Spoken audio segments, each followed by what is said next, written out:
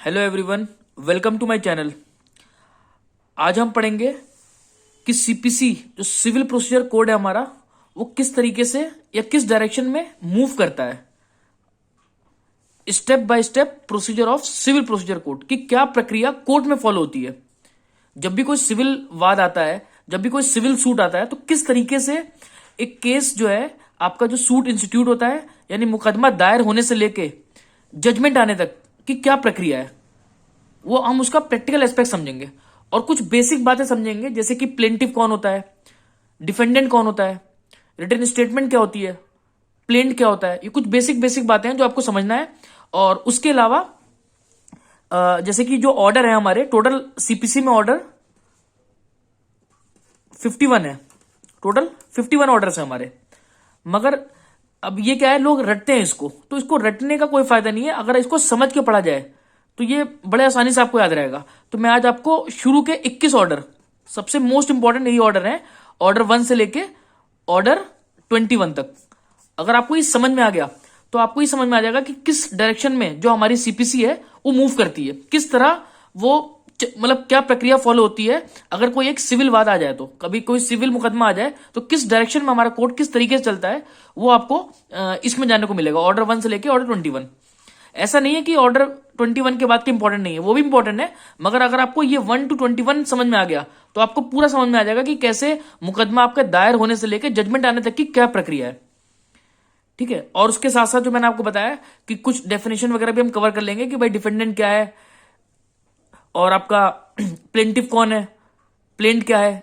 तो ये सारी चीजें भी मैं इसमें कवर करूंगा इस वीडियो में। और जो हमारी क्वेश्चन आंसर की सीरीज जो चल रही है वो तो कंटिन्यू रहेगी। मगर ये है कि ये मैंने सोचा कि क्यों ना आपको एक प्रैक्टिकल एस्पेक्ट समझा दिया जाए, ताकि क्या है कि अगर आप ये वीडियो देखेंगे उसके बाद आप क्वेश्चन आंसर पढ़ेंगे तो आपको समझ में आ जाएगा कि हर वर्ड की मीनिंग क्या क्या है, या जो भी आपके क्वेश्चन आंसर की सीरीज जो मैं करवा रहा हूं उसको, तो उसमें किस डायरेक्शन में हमारा क्वेश्चन चल रहा है। मतलब जो मान लीजिए रेस जुडिकाटा आया, उसमें डिक्री आई, उसमें आपको प्लेंट के बारे में पढ़ने को मिलेगा, ऑर्डर 8 में रिटर्न स्टेटमेंट के बारे में पढ़ने को मिलेगा। तो ये है क्या आखिर, तो अब उसमें क्या है, हमें सेमेस्टर के हिसाब से पढ़ना है, तो उसको मैंने बहुत डिटेल में नहीं करा उसको। तो यहां पर मैं आपको थोड़ा सा प्रैक्टिकल एस्पेक्ट समझा दूंगा, तब आपको जो क्वेश्चन आंसर है वो समझने में बड़ी आसानी होगी। तो मैं आपको एक एग्जांपल से स्टार्ट करता हूं। लेट्स सपोज एक पार्टी है ए, एक पार्टी है बी एंड सी, दो पार्टी इधर है। अब ए जो है, ए का कारोबार ये है कि ए कॉटन सप्लाई करता है, कॉटन के बैग सप्लाई करता है। और बी और सी ने ए से कॉन्ट्रैक्ट करा कि भाई आप हमें भी जो है 1000 बैग जो है ईच, हम दोनों को 1000 बैग चाहिए कॉटन के। और उसके बदले इन लोगों ने बोला कि भाई बी और सी ने कहा कि हम आपको 20,000 रुपीज देंगे, 20,000 ईच, यानी बी भी 20,000 देगा और सी भी 20,000 देगा। तो ये इनका प्रतिफल, या फिर ये कह लिए ये इनकी कंसिडरेशन तय हुई इस कॉन्ट्रैक्ट के लिए। तो सिंपल सा मतलब क्या है कि भाई इसमें जो ए था, तो ए ने कॉन्ट्रैक्ट करा बीसी से, क्या कॉन्ट्रैक्ट करा कि भाई मैं आपको कॉटन बैग सप्लाई करूंगा, 1000 कॉटन बैग सप्लाई करूंगा, और जिसके बदले आप मुझे 20-20 हजार रुपए एक कंसिडरेशन का अमाउंट दोगे। तो ये कॉन्ट्रैक्ट बन गया ए और बी सी के बीच में। ठीक है। अब होता क्या है, मान लीजिए अब कॉन्ट्रैक्ट हो गया, तो अब कॉन्ट्रैक्ट में किसी एक पार्टी, मान लेते हैं बी और सी ने अपना पार्ट परफॉर्म नहीं करा। भाई ए ने तो अपना पार्ट परफॉर्म कर दिया, ए ने अपना पार्ट परफॉर्म कर दिया, ए ने अपने 1000 बैग्स जो देने थे दोनों पार्टियों को वो दे दिया, 1000 बैग्स कॉटन के सप्लाई कर दिए। मगर अब बी और सी की भी ड्यूटी बनती है कि भाई उसको भी 20,000 की जो पेमेंट करनी थी उसको पे करना चाहिए था, मगर उन लोगों ने पेमेंट नहीं करी। तो इस कॉन्ट्रैक्ट का क्या कर दिया उन लोगों ने, ब्रीच। ब्रीच को आप एक तरीके से समझ सकते हैं हिंदी में, उल्लंघन कर दिया। तो अब बी और सी ने इस कॉन्ट्रैक्ट का ब्रीच कर दिया। अब जब कॉन्ट्रैक्ट का ब्रीच कर दिया इन्होंने, तो अब ए के पास क्या रेमेडी है, ए के पास ये रेमेडी अवेलेबल है कि ए कोर्ट जा सकता है, ए सिविल कोर्ट जा सकता है। अब सिविल कोर्ट क्यों मैं कह रहा हूं, इसलिए कह रहा हूं क्योंकि मामला सिविल केस है, सिविल सूट है ये। अब सिविल सूट कैसे है, आपको जब आपने सेक्शन 9 पढ़ाया था, मैंने इसकी डिटेल वीडियो बना रखी है क्वेश्चन आंसर सीरीज में, कि सेक्शन 9 ये कहता है अगर सिविल नेचर का सूट है आपका, जो भी सूट है आपका अगर सिविल नेचर का है, तो वो सिविल कोर्ट में फाइल होगा। ठीक है, कोई भी अगर सिविल नेचर का आपका सूट है तो सिविल कोर्ट में दायर होगा वो। तो आपको समझ में आ गया कि भाई जो मैंने आपको एग्जांपल दिया, तो बी और सी ने अपना परफॉर्मेंस, अपनी तरफ से जो उनका परफॉर्मेंस होनी थी 20,000 की, वो नहीं करी, तो कॉन्ट्रैक्ट का ब्रीच हुआ, और ब्रीच होने की वजह से एक कोर्ट गया और उसने अपना जो भी प्लेन कह लीजिए, तो वो अपना प्लेन को इंस्टीट्यूट करा। अब जब प्लेन इंस्टीट्यूट करा तो कह सकते हैं कि एक उसका मुकदमा जो है स्टार्ट हो गया। अब ये क्या प्लेंट है, ये सब मैं आपको धीरे धीरे बताऊंगा, पहले आप देखिए। अब मान लीजिए अब ए जो है अपना सूट लाएगा। अब सूट लाने से पहले क्या होता है, प्लेंट दाखिल करनी होती है, प्लेंट। अब प्लेंट कहां दे रखा है, प्लेंट आपका ऑर्डर 7 में दे रखा है। ये मैं धीरे धीरे आपको सारे जो मैंने बोला ना कि 1 से 20 तक मैं आपको ऑर्डर पढ़ाऊंगा, एक सीक्वेंस में पढ़ाऊंगा। इसलिए कहते हैं कि अगर आपको जो मैं आज ये जो बताने जा रहा हूं 1 से लेके 21 ऑर्डर, अगर आपको इसका स्केलेटन, इसका ढांचा समझ में आ गया कि किस तरीके से, कितने सिस्टमेटिक तरीके से इन ऑर्डरों को अरेंज कर रखा है, तो आपको याद करने में बड़ी आसानी होगी। याद करना ही नहीं पड़ेगा बल्कि, ठीक है। अब देखिए, पहले मैं आपको बता रहा था कि अब ए ने जो है प्लेंट दाखिल करा, जो ऑर्डर 7 में दे रखा। प्लेंट, जैसे ही प्लेंट इंस्टीट्यूट होता है, जैसे ही आपका एक प्लेंट इंस्टीट्यूट हो जाता है, तो मान लिया जाता है आपका मुकदमा स्टार्ट हो गया। जैसे ही आप प्लेंट को इंस्टीट्यूट करते हैं तो मान गया कि आपका सूट चल गया, आपका मुकदमा अब आगे बढ़ गया, जैसे ही ए अपना प्लेंट इंस्टीट्यूट कर देगा कोर्ट में। और इंस्टीट्यूशन ऑफ सूट जो है आपका सेक्शन 26 रीड विथ ऑर्डर 4, इसके साथ ही पढ़ना पड़ता है, क्योंकि ये रिलेट कर करके आप पढ़ेंगे तो आपको बड़ी आसानी होगी पढ़ने में। अभी मैं समझाऊंगा आपको जो 1 से लेके 21 है, पूरा एक सीक्वेंस वाइज किस तरह आपको समझ के पढ़ना है उसको। तो अब क्या हुआ, ए ने प्लेंट दाखिल कर दी जो कि ऑर्डर 7 में दे रखी है। अब ये जैसे ही सूट प्लेंट इंस्टीट्यूट करा तो सूट आपका माना जाएगा कि मुकदमा आपका चल गया, और वो दे रखा है सेक्शन 26 रीड विद ऑर्डर 4। अब क्या भाई, जब इसने मुकदमा करा ए ने, तो अब बी और सी अपना डिफेंस लेंगे। बी और सी अपना डिफेंस लेंगे तो वो अपना जवाब लगाएंगे। भाई प्लेंट में कुछ बातें तो लिखेगा ना, ए ये लिखेगा कि भाई मैंने जो है कॉन्ट्रैक्ट हुआ था मेरा बीसी के साथ, 1000 कॉटन के बैग सप्लाई करने थे, मैंने सप्लाई कर दिए, इन्होंने अपना परफॉर्मेंस नहीं करा, बी और सी ने। ये अपनी बातें लिखेगा। अब बी और सी भी तो अपना कुछ बचाव लेंगे, अपना कुछ डिफेंस लेंगे, तो इसलिए ये लोग कहलाते हैं डिफेंडेंट। ये कहलाएंगे डिफेंडेंट, अभी मैं आऊंगा इस पर। ये कहलाएंगे डिफेंडेंट। अब बी और सी, अब ये तो प्लेंट लगा रहा है, अब बी और सी क्या करेंगे, अपना जवाब लगाने को बोलते हैं रिटन स्टेटमेंट। रिटन स्टेटमेंट जो कि दे रखा है ऑर्डर 8 में। भाई अब बी और सी भी तो अपना जवाब लगाएंगे ना, अपना डिफेंस लेंगे कि भाई हो सकता है उसने 20,000 रुपए दिया हो, या हो सकता है उसने 10,000 रुपए दे रखा हो, तो वो अपना डिफेंस लगाएंगे, सर हमने 10,000 रुपए दे रखा है, ये झूठ बोल रहा है कि 20,000 हमने नहीं दिए, 10,000 दे रखे हैं सर। तो ये अपना जवाब कहां लगाएंगे, ये रिटर्न स्टेटमेंट में लगाएंगे, ऑर्डर 8 में, ठीक है। तो ये एक मैंने आपको छोटा सा एग्जांपल दिया। अब इसमें देखिए, अब इसमें ए जो है, ए देखिए जो वाद लाता है, जो सूट फाइल करता है, यानी कि जो कोर्ट जाता है रेमेडी लेने के लिए, सिंपल सी बात है। अब ए का यहां पर, अब जैसे जिस हिसाब से एग्जांपल दिया था मैंने आपको कि ए ने तो परफॉर्म कर दिया, बी और सी ने परफॉर्म नहीं करा, तो अब ए, इसके अंदर कौन पीड़ित, कौन है, ए, मतलब ए के साथ कॉन्ट्रैक्ट का ब्रीच हुआ है, तो अब सूट लेके भी कौन जाएगा, ए ही लेके जाएगा। तो जो सूट लेके जाता है, जो अपना मुकदमा चलाता है, वो कहलाता है प्लेंटिफ। याद रखिएगा क्या कहलाता है, प्लेंटिफ। हिंदी में अगर इसको बोले तो वादी, ठीक है, वादी। अब बी और सी यहां पे क्या कर रहे हैं, अपना डिफेंस ले रहे हैं, डिफेंस ले रहे हैं, इसलिए ये कहलाते हैं डिफेंडेंट। बड़ा आसान है अगर आपको समझे ये। अब जब ये कुछ इनके ऊपर आरोप लगाएगा, अपने प्लेंट में बातें लिखेगा, तो ये बी और सी अपना डिफेंस लेंगे, ये कहलाते हैं डिफेंडेंट। सॉरी, और डिफेंडेंट को हिंदी में बोलते हैं प्रतिवादी। प्रतिवादी, ठीक है, स्पेलिंग आप एक बार देख लीजिएगा, ये प्रतिवादी।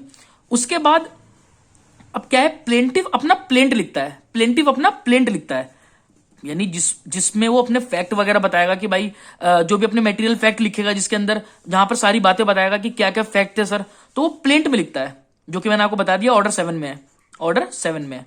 तो ये प्लेंट को बोलते हैं वाद। और जो डिफेंडेंट लगाता है अपने अपने पक्ष में, अपने बचाव में, तो उसको बोलते हैं written statement. Written statement Hindi में अगर इसको बताऊं मैं आपको, तो ये होता है लिखित कथन। लिखित कथन, ठीक है। तो देखिए अब आपको याद रहेगा, जो पार्टी सूट लाती है वो कहलाती है प्लेंटिफ यानी वादी, और जो अपना डिफेंस लेता है वो कहलाता है डिफेंडेंट यानी प्रतिवादी, और जो प्लेंटिफ लाता है वो होता है वाद यानी प्लेंट, और जो डिफेंडेंट लाता है वो होता है रिटन स्टेटमेंट यानी कि लिखित कथन। इसका भी ऑर्डर आपको बता दे रहा हूं, ऑर्डर 8 में है लिखित कथन। तो अब आपको मैं समझता हूं समझ में आ गया होगा कि प्लेंटिफ कौन होते हैं, डिफेंडेंट क्या होते हैं, प्लेंट क्या होती है और रिटन स्टेटमेंट क्या होती है। ठीक है, अब मैं देखिए जैसे मैंने आपको एक एग्जांपल दिया यहां पर कॉटन वाला, ये ए ने कॉन्ट्रैक्ट करा बी और सी से, इस तरीके से मैं आपको एक और एग्जांपल देता हूं।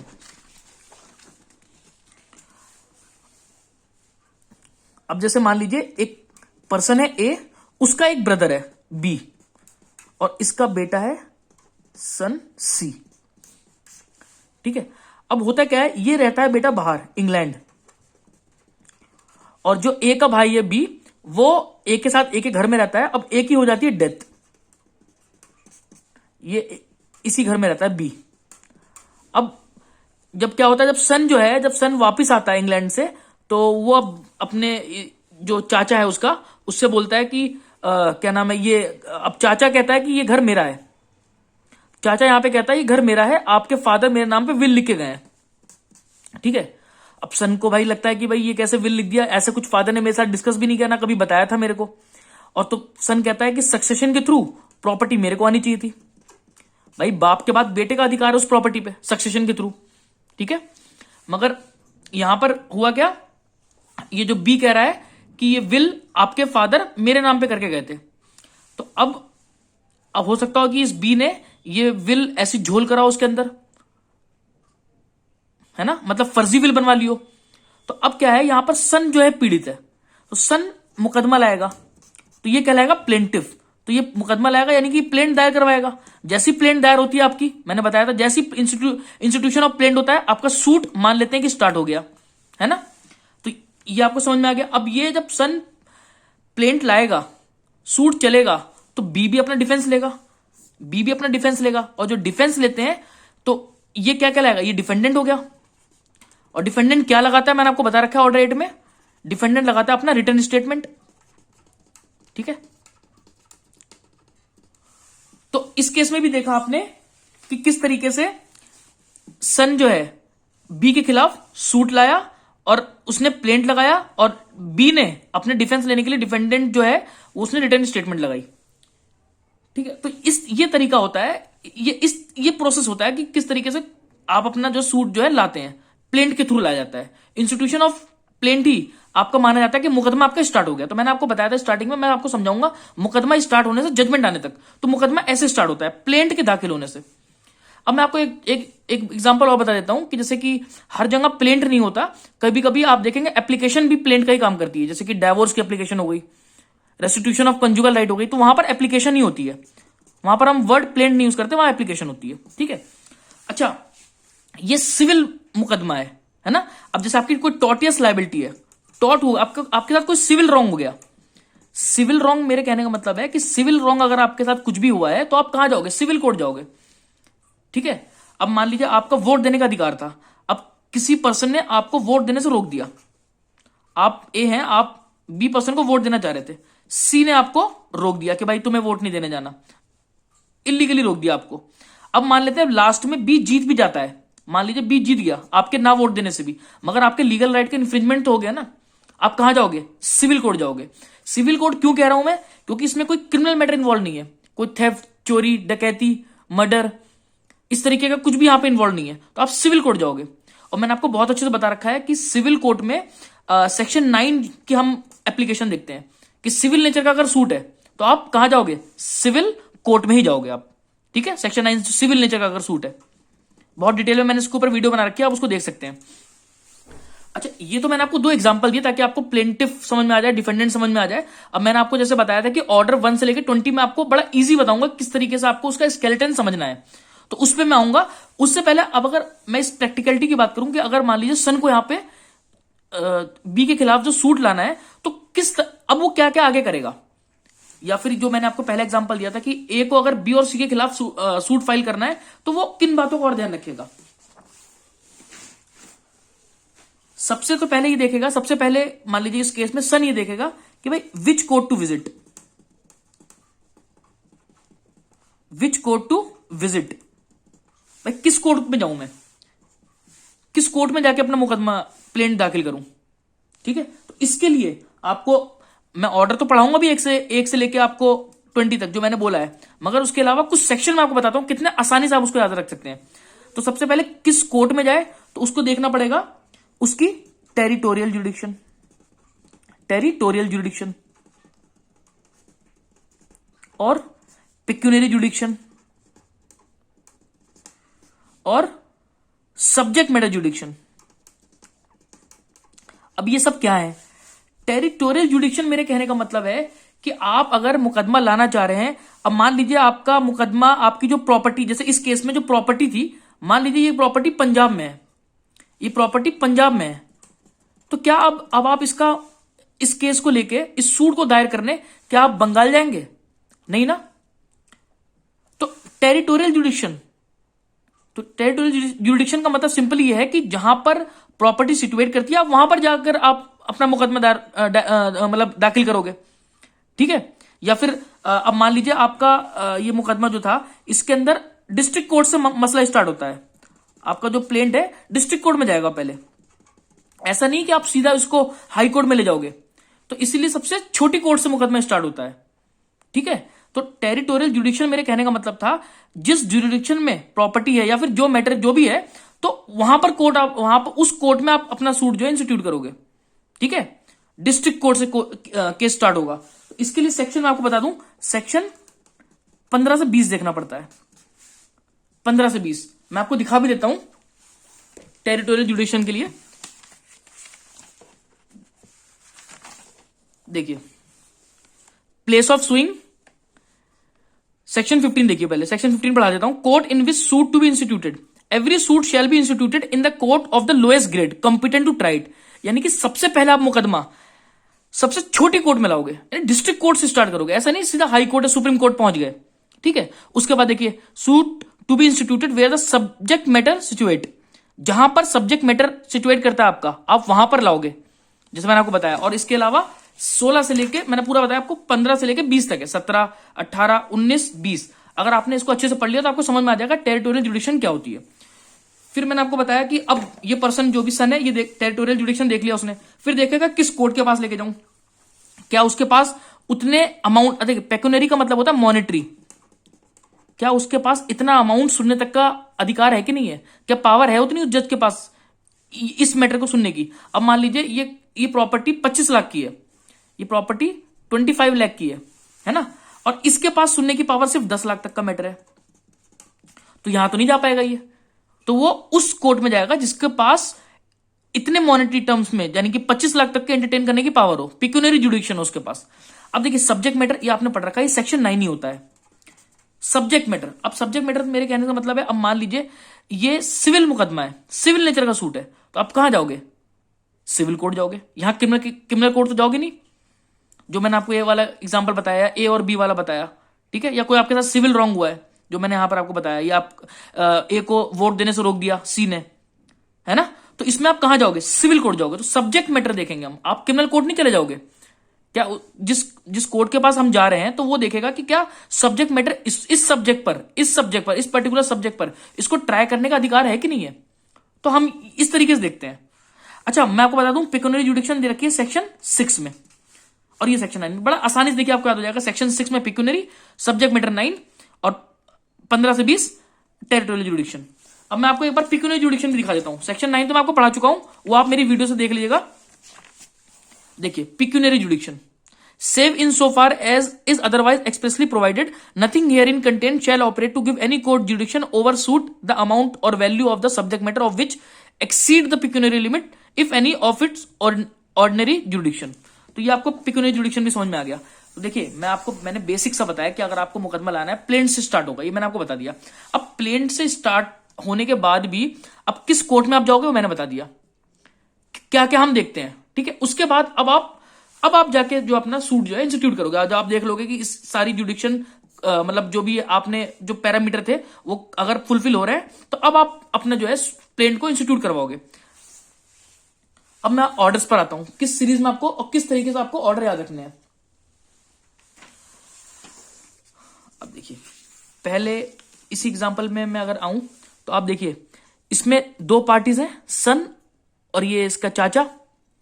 तो सबसे पहले आप क्या देखोगे, कोई भी अगर आपको सूट लाना है, कोई प्लेन दाखिल करना है, सबसे पहले आप क्या देखोगे, सबसे पहले आप देखोगे पार्टीज कौन कौन है। भाई पार्टीज किसे बनाया जाए, यहां पर एक सन पार्टी एक बी पार्टी है, तो सन यहां पर प्लेंटिफ है, ये यहां डिफेंडेंट है, तो भाई पार्टीज कौन कौन है, तो ये दे रखा है आपका ऑर्डर 1 में, बड़ी सिस्टमेटिक तरीके से है। या मान लीजिए जो मैंने आपको पहले एग्जांपल दिया था ए बी और सी वाला, इस केस में पार्टी कौन कौन होगा, ए होगा प्लेंटिफ, बी और सी डिफेंडेंट होंगे। आपको और जब आप ऑर्डर 1 को अंदर जाएंगे ना रूल्स में, तो उसमें आपको देखने को मिलेगा ज्वाइंटर ऑफ डिफेंडेंट, ज्वाइंटर ऑफ प्लेंटिफ। आप देखिए दो डिफेंडेंट, जब आपका कॉमन क्वेश्चन ऑफ लॉ और common question of fact arise हो रहा है, तो आप सेम जो जो डिफेंडेंट है आप उनको ज्वाइन भी कर सकते हो। भाई आप अगर अब ए अगर अलग से मुकदमा लाए बी के ऊपर या सी के ऊपर अलग से मुकदमा लाए, तो सेम क्वेश्चन ऑफ लॉ और same question of fact arise होगा, कोर्ट का भी टाइम खराब होगा। ठीक है, तो इसको बचने के लिए ज्वाइंटर ऑफ डिफेंडेंट भी आप करवा सकते हैं, ये ऑर्डर 1 में दे रखा है। अब देखिए रूल्स में मैं आऊंगा तो बहुत लंबा चला जाएगा लेक्चर, मुझे आपको ऑर्डर 1 से लेकर 21 बड़े इजी तरीके से बताना है कि आपको किस तरीके से इसको समझना है। ठीक है, तो देखिए मैंने आपको क्या बताया कि सबसे पहले आप देखोगे पार्टीज कौन होगा। ठीक है, तो देखिए इसी तरीके से हम समझते जाएंगे। अब देखिए सबसे पहले आपने क्या बोला, पार्टीज कौन होगा, तो इसको क्या बोलेंगे हम, पार्टीज कौन होगा मतलब पार्टीज टू सूट। भाई पार्टी किसे बनाओगे, ऑर्डर 1 में दे रखा है। ठीक है, अब पार्टी बना लिया तो आप अपना भाई कोर्ट में क्या लेके जाओगे, सूट लेके जाओगे ना, तो उसको फ्रेम करना पड़ेगा आपको कि भाई क्या क्या हुआ है, क्या क्या बातें हैं, फ्रेमिंग ऑफ सूट, ये आपका दे रखा है ऑर्डर 2 में। भाई पार्टीज बना लिया, अपने सूट को फ्रेम करना पड़ेगा आपको। अब ऐसे क्या अपने आप चले जाओगे आप, नहीं ना, आपको एक प्लीडर चाहिए होगा, एक एजेंट कह लो, आप एक एडवोकेट कह लो, उनके थ्रू आप जाओगे। तो क्या है, ये ऑर्डर 3 है, रिकॉग्नाइज एजेंट एंड प्लीडर। ये क्या है आपका ऑर्डर 3, ऑर्डर 3 है ये। कितना सिस्टमेटिक है, पार्टी से पहले पार्टी बनाओगे, अपने सूट को फ्रेम करोगे, फिर एक वकील के थ्रू जाओगे। अब वकील क्या करेगा, आपके जो आप प्लेंट आप अभी बनाओगे उसको क्या करेगा, उसको इंस्टीट्यूट करवाएगा। तो institution of suit, institution of suit, तो ये कहां है, ऑर्डर 4। पार्टीज बना ली, फ्रेम कर दिया सूट को, वकील के थ्रू चले गए, अब वो क्या करेगा, सूट को इंस्टीट्यूट करेगा, ऑर्डर 4 हो गया। अब भाई दूसरी पार्टी को कैसे पता लगेगा, मान लो यहां पर सन अगर प्लेंट ला रहा है, सूट ला रहा है बी के खिलाफ, तो बी तो अपने घर में, बी को क्या मालूम, तो इसलिए बी को क्या जाएगी, समन। ठीक है, अब आप जब बेयर एक्ट देखोगे तो उसके अंदर दे रखा है issue and service of summon, order 5। तो मैं यहां पे खाली समन लिखता हूं, मैं आपको बेयर एक्ट की भी एग्जैक्ट दिखा दूंगा, वो मैंने बना रखा है, तो आप उसमें देख लेना कि एग्जैक्ट क्या लिखा हुआ है। वैसे एग्जैक्ट है इशू एंड सर्विस ऑफ समन, तो यहां पे समन आप इशू करोगे तो ऑर्डर 5। भाई जब पार्टी को बताओगे, पार्टी को तो पता लगना चाहिए भाई मेरे खिलाफ क्या चल रहा है, तो समन आप करोगे, समन ऑर्डर 5 में। ठीक है, आगे देखते हैं हम। अब समन कर दिया उस पार्टी को, समन करने के बाद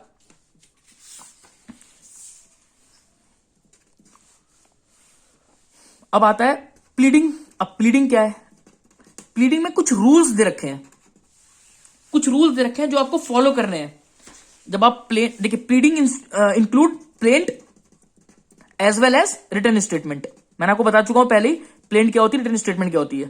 प्लेंटिफ जो लाता है वो आपका होता है प्लेंट, और जो डिफेंडेंट लाता है रिटर्न स्टेटमेंट होती है। अब प्लीडिंग में कुछ रूल्स होते हैं जो आपको फॉलो करने होते हैं। ठीक है, जैसे कि मेटीरियल फैक्ट, आप मेटीरियल फैक्ट बताओगे, भाई आप जो भी वाद में अपने लाओगे तो मेटीरियल फैक्ट बताओगे। ठीक है, एविडेंशियरी फैक्ट नहीं बताओगे, आप एविडेंस नहीं दोगे, है ना, आपको लॉ नहीं समझाओगे, आप एक मेटीरियल फैक्ट बताओगे, जो फैक्ट आपके साथ हुआ है। ठीक है, तो इसमें कुछ रूल्स हैं। ठीक है, प्लीडिंग में कुछ रूल, तो आप अपना जो प्लेंट या रिटर्न स्टेटमेंट बनाओगे उसमें क्या रूल्स फॉलो करोगे, तो प्लीडिंग दे रखी है। अब सबसे पहले आप बताइए, सबसे पहले जो मुकदमा दायर करता है वही तो अपना पक्ष के बारे में सब कुछ लिखेगा, तो सब उसके बाद क्या होगा, प्लेंट लगेगी, मतलब प्लेंट के बारे में दे रखा है ऑर्डर 7। क्या, ऑर्डर 7, ऑर्डर 7 में पूरा प्लेंट के ऊपर पूरी डिस्क्रिप्शन है उसके अंदर कि क्या क्या प्लेंट में आएगा। ठीक है, किस कोर्ट में दायर हो रहा है, ये कैसा सूट है, मॉनिटरी सूट है, मनी का लेन देन का सूट है, या किस तरीके से प्लेंट आप लिखेंगे, सारा ऑर्डर 7 में आपको दे रखा है। ठीक है, अभी आप कहेंगे तो मैं आपको एक सैंपल दिखा दूंगा ऑर्डर 7 मतलब कैसे प्लेंट लिखी जाती है। उसके बाद प्लेंट हो गई। अब प्लेंट के बाद ये अपना जवाब लगाएगा, तो क्या होगा, रिटर्न स्टेटमेंट, ऑर्डर 8 हो गया। देखिए कितना सिस्टमेटिक चल रहा है।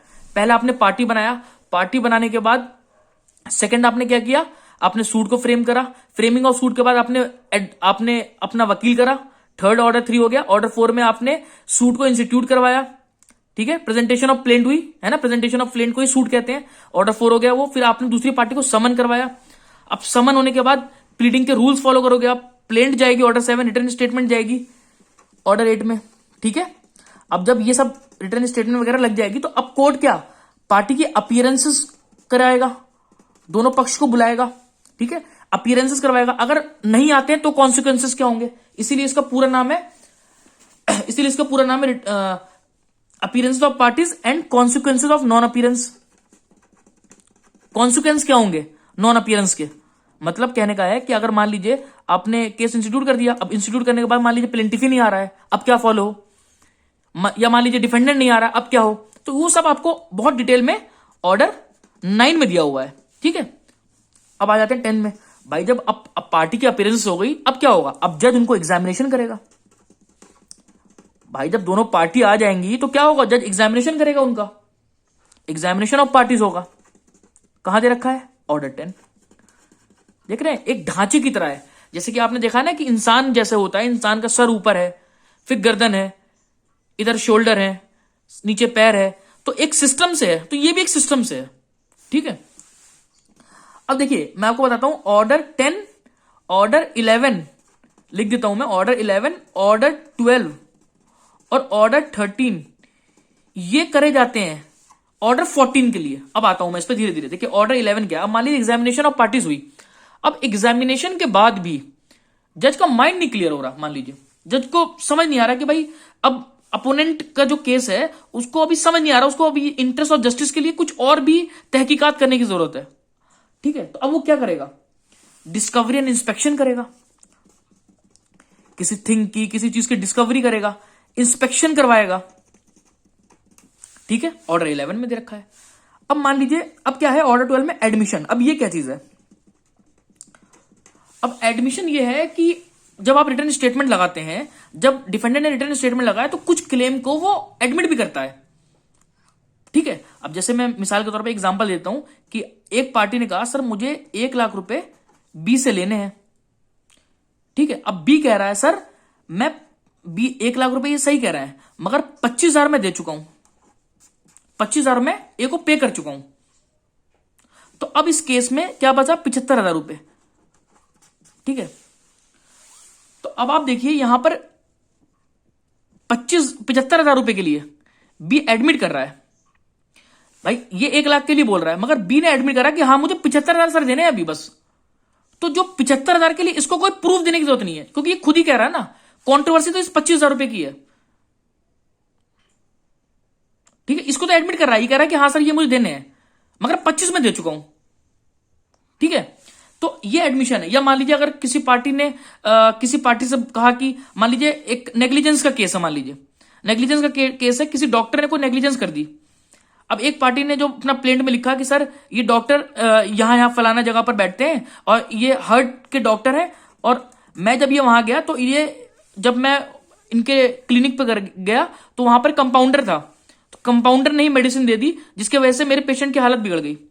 अब जब डॉक्टर ने अपना जवाब लगाया तो कह दिया हाँ सर मैं यहां पर डॉक्टर हूं, ये सही कह रहे हैं। तो अब ये डॉक्टर हैं या यहां पर इनका क्लिनिक है, इस चीज को वो एडमिट कर रहा है। तो अब जो एडमिशन हो जाता है ना जिस चीज का, तो आपको उसको प्रूफ नहीं देना। मेरे कहने का मतलब है अगर कोई चीज को कोई पार्टी एडमिट कर रही है तो अब आप उसका एविडेंस नहीं दोगे, मतलब अब आप उसको नहीं बताओगे दोबारा से, उसको वो ऑलरेडी एडमिट कर रही है ना, ठीक है। अब आ जाते हैं 13वें पे। अब 13वां जो ऑर्डर है आपका वो क्या है, अब मान लीजिए देखिए मैंने आपको क्या बताया, 11, 12, ये 12 हो गया एडमिशन, 13 मैं बताने जा रहा हूं आपको। ऑर्डर 13 है आपका production, impounding and return of document. भाई अब कोर्ट जो है अपना माइंड क्लियर कर रही है ना, देखिए यहां पे एग्जामिनेशन करा, डिस्कवरी करवाया, एडमिशन को देखा, अब कुछ डॉक्यूमेंट्स पे कोर्ट रिलाई कर रही है, उसको मंगवाएगी, इंपाउंड कर सकती है, रिटर्न कर सकती है उसको। ऑर्डर 13 है ये। बड़ा सिस्टमेटिक, आप देख लीजिए। रिटर्न स्टेटमेंट लगने के बाद पार्टी की अपीयरेंस हुई, अपीयरेंस के बाद कोर्ट ने उसको एग्जामिन करा, पार्टीज को। एग्जामिनेशन के बाद माइंड क्लियर नहीं हुआ तो डिस्कवरी इंस्पेक्शन करवाया, एडमिशन को देखा, प्रोडक्शन एंड इंपाउंडिंग ऑफ डॉक्यूमेंट्स करे। उसके बाद कहीं जाके कोर्ट अब क्या करेगी, फ्रेमिंग ऑफ इशू, या फिर आप कह लीजिए सेटलमेंट ऑफ इशू। ठीक है, फ्रेमिंग ऑफ इशू, जो कि कहां दे रखा है, ऑर्डर 14 में। अब ये क्या है, फ्रेमिंग ऑफ इशू क्या है? जैसे कि आपने देखा होगा क्रिमिनल लॉ में चार्ज फ्रेम होते हैं। क्रिमिनल लॉ में देखिए, मैं खाली इसमें आपको फर्क बता रहा हूं इसलिए यहां लिख रहा हूं। क्रिमिनल लॉ में आपके चार्ज फ्रेमिंग होती है। चार्ज फ्रेमिंग कब होती है? अब मान लीजिए एफआईआर हो गई, एफआईआर के बाद पुलिस ने इन्वेस्टिगेशन कर लिया, एफआईआर हो गई 154 में, पुलिस ने इन्वेस्टिगेशन करा, इन्वेस्टिगेशन करने के बाद 173 सबसेक्शन 2 के अंदर अपने पुलिस ने रिपोर्ट लगाई। रिपोर्ट लगाने के बाद मजिस्ट्रेट ने उस पर कॉग्निजेंस लिया, 190 में कॉग्निजेंस लेती है। अब कॉग्निजेंस लेने के बाद क्या करा, प्रोसेस इशू करा, 204 में अक्यूज को बुलवाया। अब अक्यूज को बुलवाने के बाद अब कोर्ट को जब लगता है कि भाई पूरा कोर्ट ने कॉग्निजेंस ले लिया, लगता है कि भाई मामला बनता है, तो कोर्ट ने प्रोसेस इशू कर दिया। अब क्या है, जब पार्टी आ जाएगी तो कोर्ट जो है चार्ज फ्रेम करती है, फ्रेमिंग ऑफ चार्ज होता है वहां पर। यानी कि मुकदमा लगता है कि भाई ये चोरी का मुकदमा लगता है आपके ऊपर डकैती का है, रेप का आरोप है आपके ऊपर, तो चार्ज फ्रेमिंग होती है। तो ये तो अब आपका सिविल मुकदमा चला रहा है, सीपीसी, तो यहां पर चार्ज फ्रेमिंग नहीं, यहां फ्रेमिंग ऑफ इशू होती है, सेटलमेंट ऑफ इशू कहते हैं इसको। असली इशू क्या है, जैसे इस एग्जांपल में असली इशू क्या है, भाई 75,000 को तो एडमिट कर रहा है, 25,000 इशू है हमारा, या और भी पार्टी जो इशू लाएगी वो अपने प्लेन में वो लिखेगी उसको। ठीक है, तो कितना इजी है आपको ये याद रखना। ऑर्डर 13 हो गया। अब ऑर्डर 14 क्या है, 14 हो गया सॉरी, है ना। अब जो आपका 15, अब केस ऐसा है कि मान लीजिए डिस्पोज हो जा रहा है, वो disposal at the first hearing. जब अब फर्स्ट हियरिंग हुई, ये सब अपना माइंड क्लियर करने के बाद जब फ्रेमिंग ऑफ इशू हो गया, सेटलमेंट ऑफ इशू हो गया, तो पहली हियरिंग रखी, जब कोर्ट उसी में डिस्पोज कर देगी मामला, disposal of the suit, disposal of the suit at first hearing, order 15।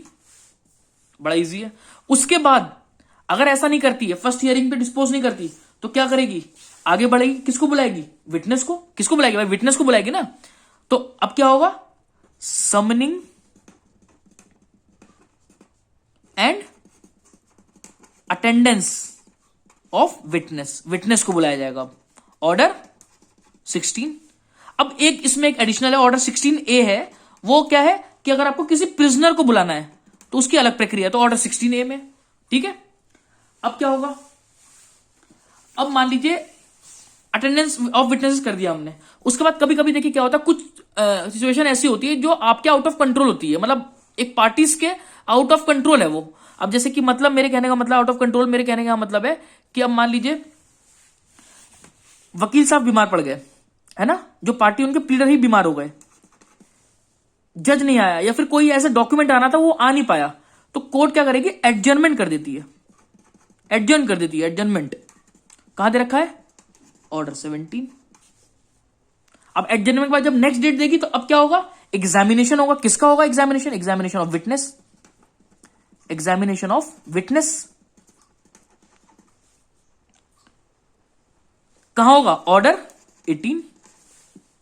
Easy है। अब जो ये एग्जामिनेशन होता है, ये जो भी एविडेंसेस लगते हैं ना, एफिडेविट के थ्रू लगते हैं। सीपीसी में आप देखेंगे, आप जब प्लेंट भी बनाते हैं तो जो पार्टी जो बात बताती है, एक एफिडेविट लगाती है साथ में, तो एफिडेविट कहां है, ऑर्डर 19 में। अब इतना जब कुछ हो जाता है, एफिडेविट लग गए, सब कुछ हो गया, इसके बाद कोर्ट क्या करती है, कोर्ट आपका जजमेंट प्रोनाउंस करती है, जजमेंट प्रोनाउंस करती है, और उसके बाद डिक्री आती है। ठीक है, तो ये कहां है, ऑर्डर 20 में। अब एक 20A भी है साथ में। अब 20A क्या चीज है कि आप जानते हैं कि ये सिविल मुकदमा है, तो ये पार्टीज के बीच में है, इंडिविजुअल, ये स्टेट का मुकदमा नहीं है। आप जानते होंगे कि स्टेट का मैटर, जो क्रिमिनल मैटर होते हैं, उसमें जो एक्सपेंस है वो कौन बियर करता है, स्टेट बियर करती है, यानी सरकार, राज्य सरकार बियर करती है इसको, है ना, क्रिमिनल केस में। मगर यहां पर ऐसा नहीं होता, यहां पर पार्टीज ही बियर करती हैं कॉस्ट को। तो ये 20A कॉस्ट को डील करता है। और देखिए जब आपकी जजमेंट आ गई, डिक्री आ गई, तो अब उसको आप क्या कराओगे, एग्जीक्यूट करवाओगे ना, उसको पालन में लाओगे उसको।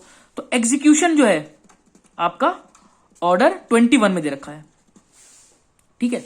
अब देखिए ये मैंने आपको बड़ा इजी वे बता दिया कि किस तरीके से आपको याद रखना है। अब देखिए मैंने इसको एक अलग से बना रखा है साफ साफ, ताकि आपको बड़े आसानी से इसको समझ में आ जाए। देखिए ये ऑर्डर्स हैं आपके, मैं दोबारा से रिपीट कर दे रहा हूं जल्दी से। ऑर्डर 1 पार्टी द सूट, पहले आप पार्टी बनाओगे किसी को, फिर फ्रेमिंग ऑफ सूट होगा ऑर्डर 2, वकील के थ्रू जाओगे एजेंट एंड प्लीडर ऑर्डर 3, ये एग्जैक्ट लैंग्वेज है ये बेयर एक्ट वाली।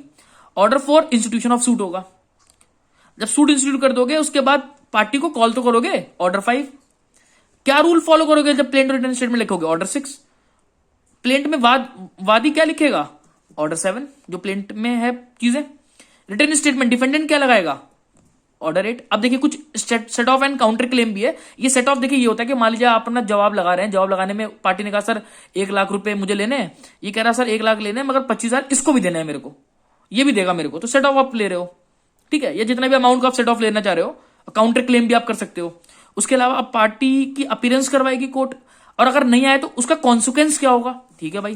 फिर कोर्ट एग्जामिन करेगी, एग्जामिन करने के बाद अब माइंड क्लियर नहीं तो मैंने आपको बताया डिस्कवरी इंस्पेक्शन करवा सकती है, एडमिशन को देखेगी, डॉक्यूमेंट्स को प्रोडक्शन वगैरह करवाएगी, है ना।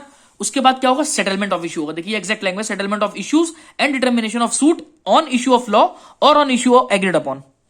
उसके बाद क्या होगा, अगर पहली हियरिंग में अगर मामला डिस्पोज हो सकता है तो डिस्पोज हो जाएगा ऑर्डर 15, नहीं होगा तो अटेंडेंस होगा और समनिंग करी जाएगी किसको, विटनेसेस को, ऑर्डर 16। अब क्या है अटेंडेंस ऑफ विटनेस कन्फाइंड और डिटेन इन प्रिजन, जो प्रिजन में है उनको कैसे बुलाया जाए, ऑर्डर 16 है। एडजर्नमेंट दे सकती है कोर्ट, अगर कुछ ऐसा मसला आ गया बीच में कि जो पार्टी के आउट ऑफ कंट्रोल था तो कोर्ट जो है एडजर्न कर देगी उसको। फिर क्या करेगी, नेक्स्ट हियरिंग पे एग्जामिन करेगी विटनेस को, एफिडेविट लगेंगे, जजमेंट डिक्री आ जाएगी, उसके बाद भाई फाइनली केस क्या होगा, डिसाइड होगा। तो देखिए मैंने आपको बताया ना, मुकदमा दायर होने से जजमेंट आने तक की प्रक्रिया है।